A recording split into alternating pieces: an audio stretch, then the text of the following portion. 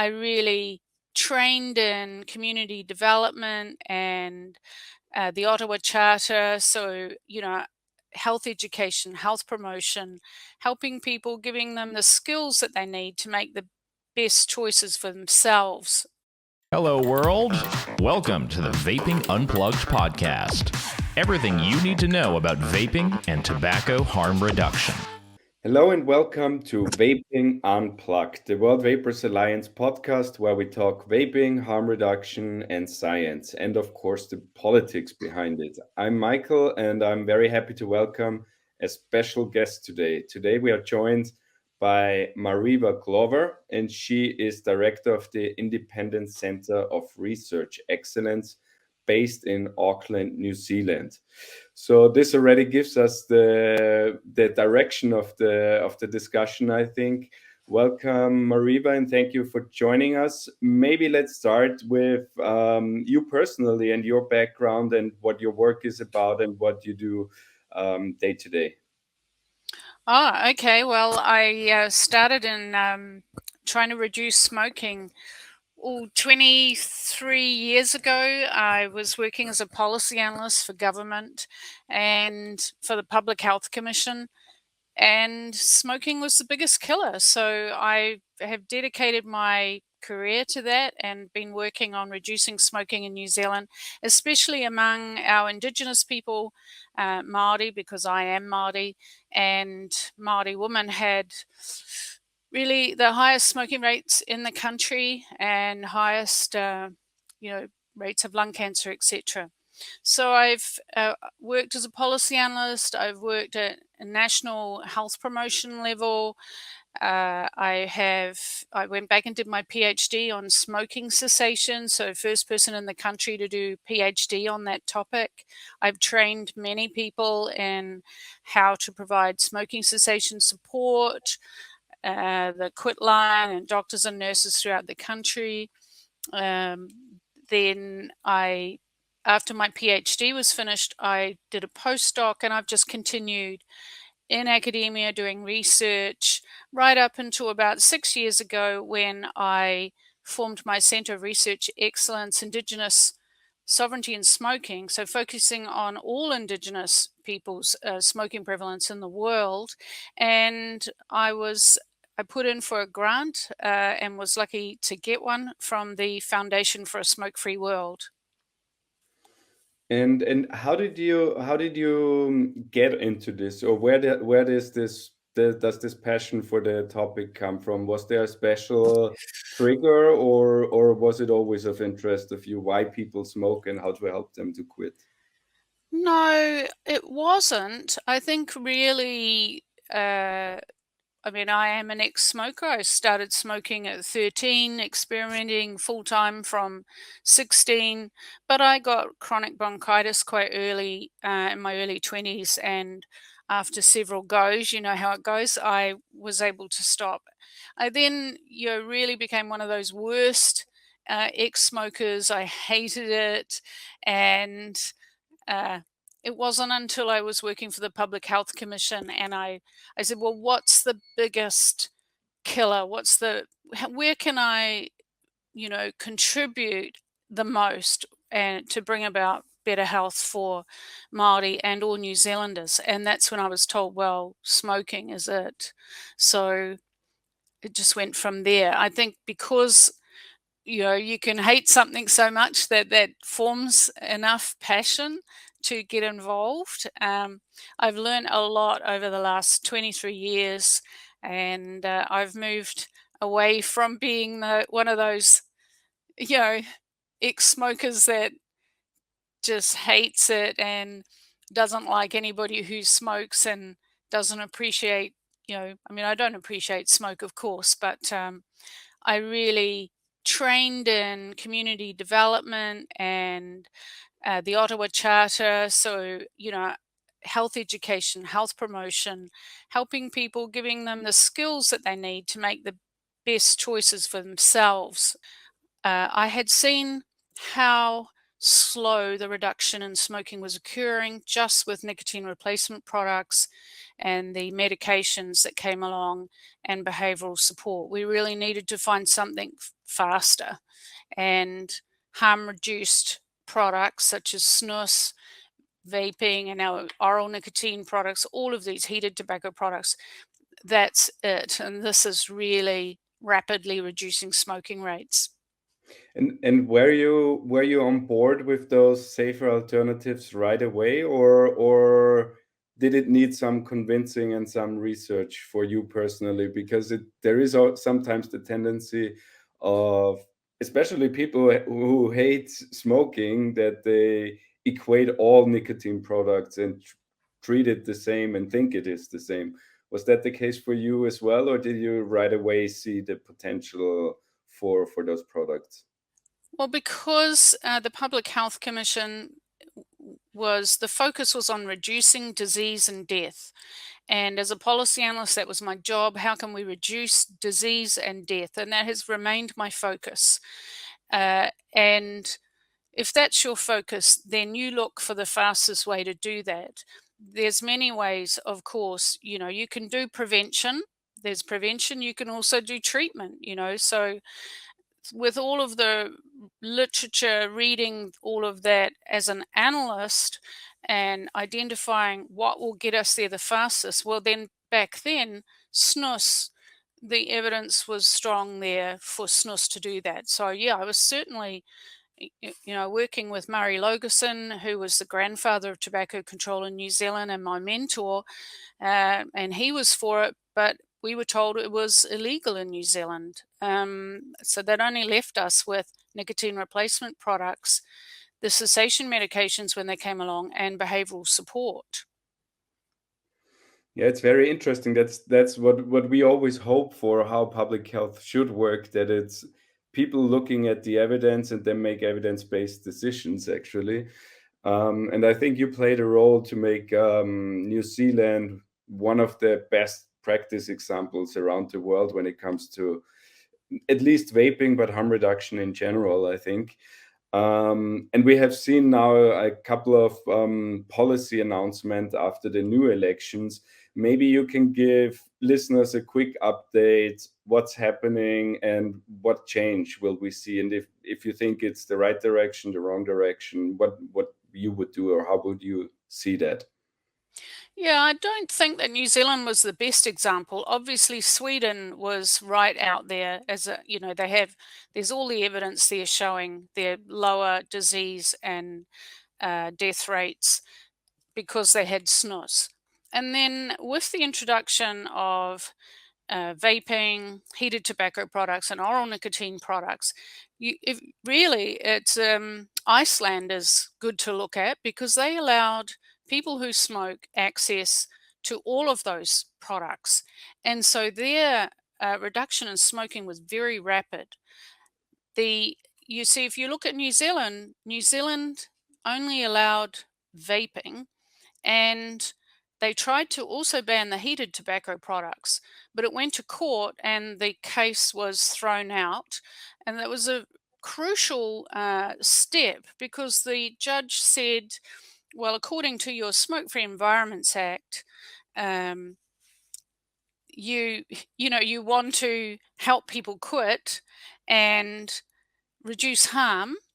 Well, this product does that. So you're going against your own Smoke Free Environments Act. So what happened was that the government changed the act and they took that wording out and they made it about the elimination of all use of combustible tobacco products.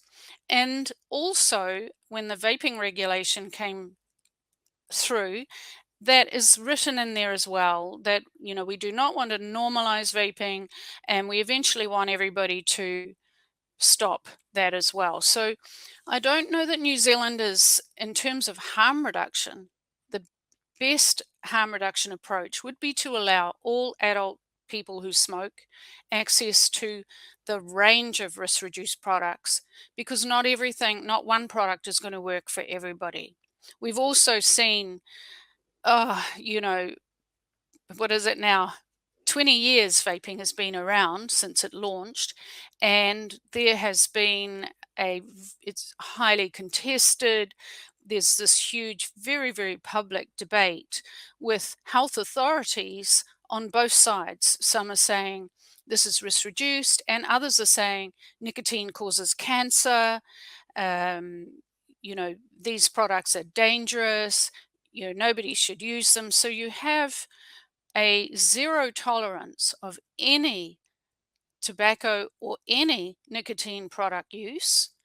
And then you have a harm reduction approach where let's get people onto a non-combustible, and we will cut the incidence of disease and death. And that's what I was always focused on. So New Zealand, up until this latest government, was going down the route of zero tolerance, complete elimination of all use of combustible products, get rid of tobacco products altogether, and then they were going to get rid of vaping as well. And they already had started to, what did they say, start to, stamp out vaping. Of course, we had a lot of young people get interested in it, and there was the same fad approach where there's this new technology, everybody's arguing about it, talking about it. The health authorities were putting out a lot of information targeted at children, and so they really built up a lot of curiosity in it, and then you had a lot of panic around it. So there's definitely been a lot of that driving the uptake among minors. So in New Zealand, we have R18 for the purchase of tobacco products, but the ASH Year 10 survey has just been released, and daily smoking among 14 to 15-year-olds is down to 1.2%. So they're already smoke-free if you look at New Zealand's definition of 5% smoking or below. So the next generation are already there. And vaping is coming down. So we had that last set of statistics, and again this year.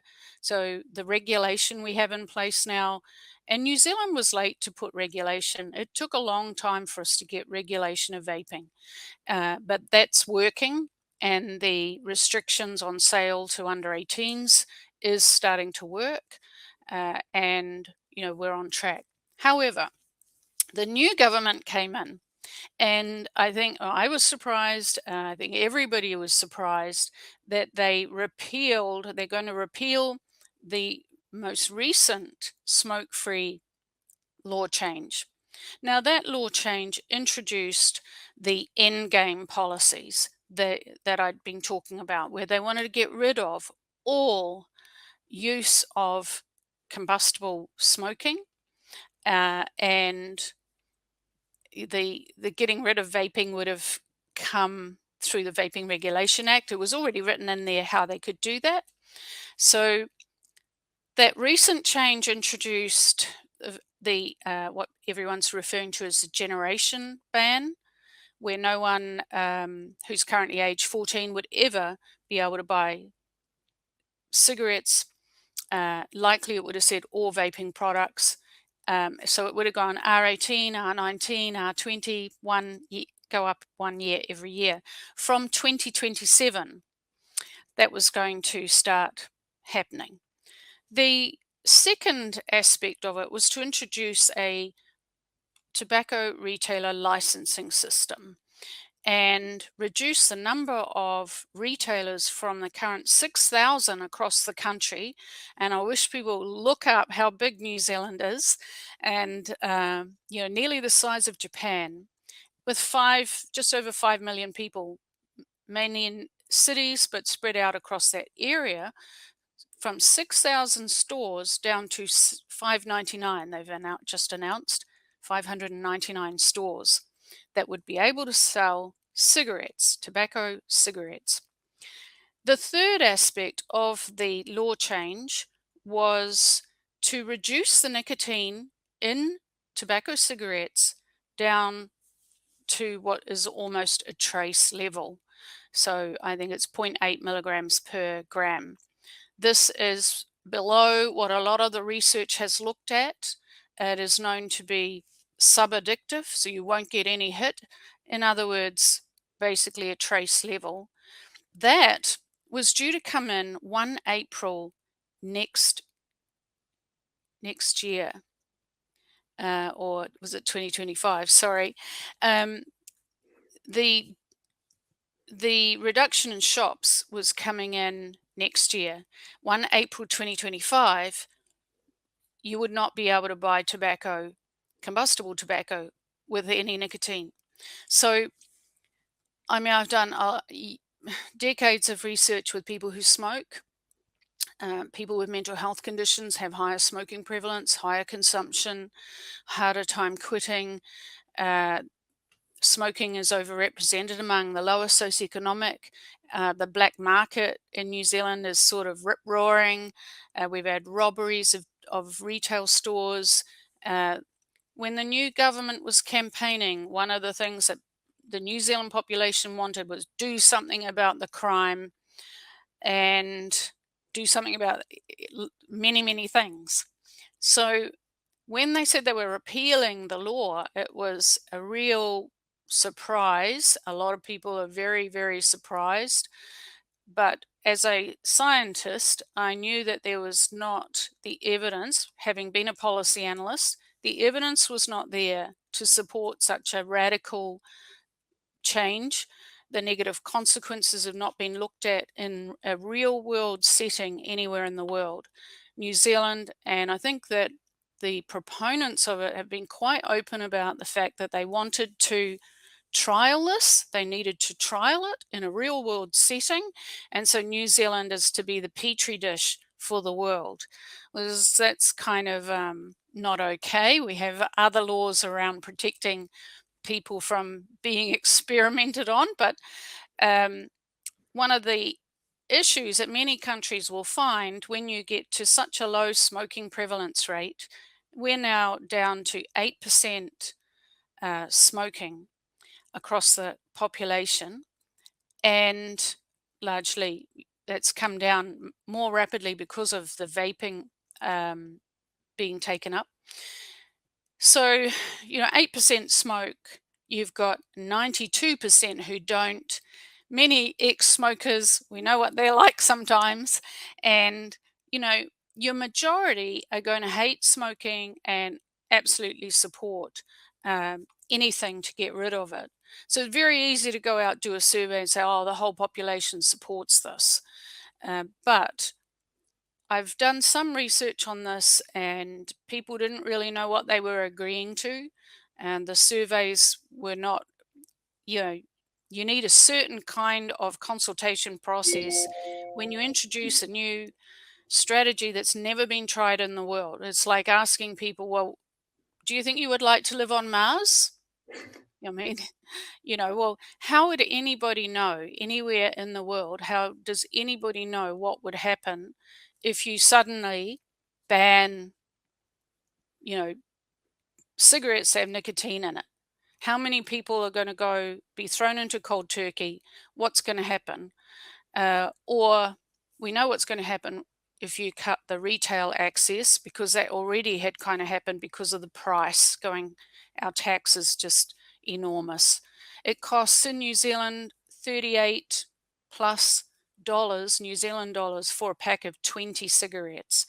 This is beyond the pockets and the budget of the lower socioeconomic groups. We have loose tobacco as well, but we have minimum pack size of 30 grams, and that would cost you $75. So they can't even afford to buy that anymore. They buy a pack of 20, scrape together $40 and buy a pack of 20. So Or the black market. Yeah. So this is why there's a huge demand for black market tobacco. And that would have just increased. There's a lot of risks with a black market, obviously. They're cheaper. They don't care who they sell to. They'll sell to kids. There's no control around the product, the price, and who can have access to it. So It's a complex issue, and the research had not been done. It was more that we had a government that had a majority and they could pass anything they liked, and so they did. The incoming government, very interesting, because it's the first time we've had a coalition government of 3 parties. So we have a national government, and they tend to be centre right. And then we had 2 other minor parties, both very, very strong on supporting, the market and people's choice, and they did have it on their website of what they wanted, but one of the parties, nobody even thought they would get in. So it was a real surprise. And those 2 minor parties pushed for this. They were like, no, we're repealing that. They've pushed for a lot of other things that are, that about half of the population that supported the previous government are just reeling. They are, they're doing protests. They're just all of the social change that they wanted is going to be repealed, not just the Smoke Free Environments Act. But on the act, the repeal of the act, do you think that itself is a positive? And if so, do they need to come up with additional measures to increase to improve the harm reduction environment in New Zealand? Well, that's the good thing. So they are going to also amend the vaping regulation.